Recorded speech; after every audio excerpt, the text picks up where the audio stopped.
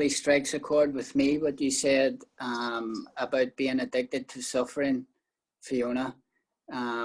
When I first discovered that for myself, it was quite a shock, and it was safer. It was safer being addicted to suffering, my own suffering, than going deep into inquiry and ask, what is that saying about me, when I was blaming someone else, particularly my father. He was a great mirror for that. So that fear to go deep with the inquiry was scarier and more of a risk than I prefer to stay with that addiction of suffering until I didn't. Thanks, Colin.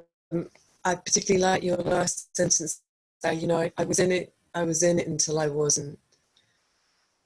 I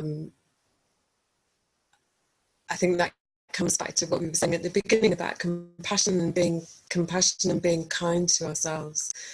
I think, you know, this approach really is about obviously being willing to look and looking very specifically at what's here, but also being really kind.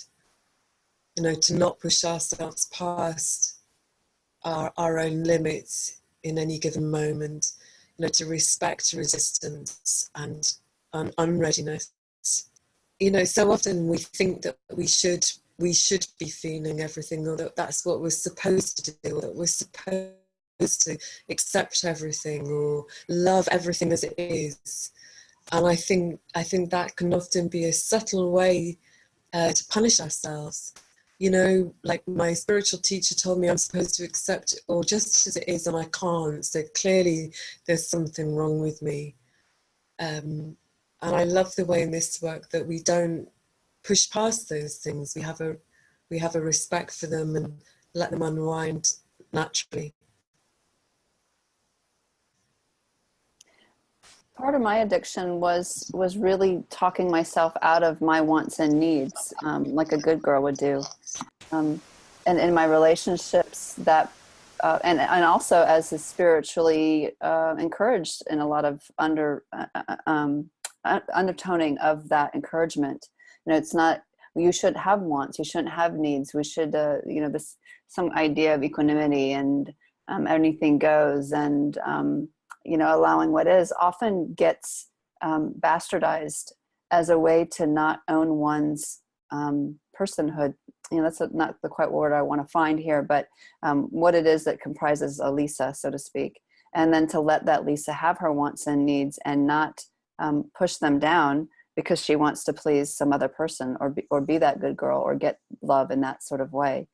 And I've lost, unfortunately, I lost, Fiona, what you said that reminded me of that. But I wanted to just name that can happen as part of these deficiency stories where we don't show up with what feels resonant for us because of different strategic outcomes that we're looking for.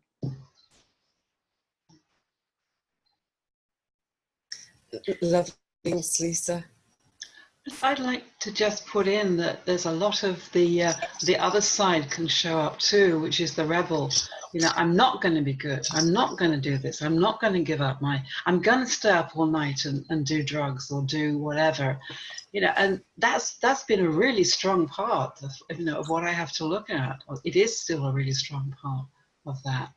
So that's there too. Fiona, there's some great questions popping up. I don't know if you see those in the chat. Yeah, I was just coming to them. I think, should we go to that first question there? How do you accept someone totally where they are in their addiction when their behaviour is destructive? How do you set boundaries without them feeling judged? Well, I'll speak to that first. I thought I saw the word safety in there, the safety of the family, but I could have read that. Yeah, the word safety is when their behaviour is destructive to a group sense of safety. Yeah, because, you know, boundaries do have to be set. So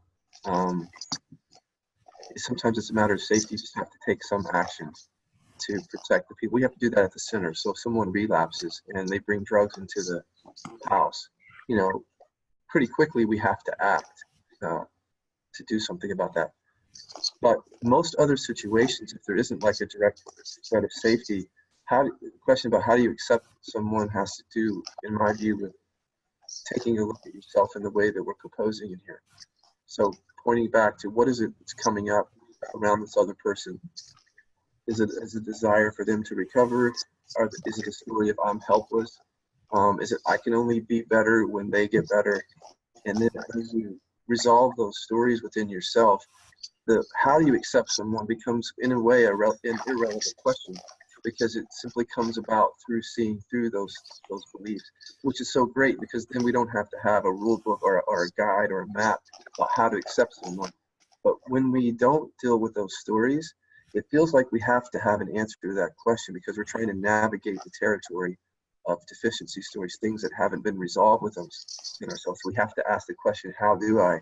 But it's not a question that we have to ask as we resolve those things within ourselves, because it just happens. And by the way, I think setting boundaries happens very naturally, clearer. I think it's pertinent if we're trying to avoid or control somebody's feelings. We're in tricky territory. If my main agenda is to not want someone to feel judged, how much control do I have over that, really? And is that my responsibility, so to speak? So acting from integrity and acting from what seems true for oneself with, healthy boundaries may result in somebody feeling judged. That's chances are they felt that before. It's not a new thing that arose with my action, so to speak. So there's a lot of ways that we can explore that question and get honest with what's going on here. It's a pretty big question, and it's a great question to explore.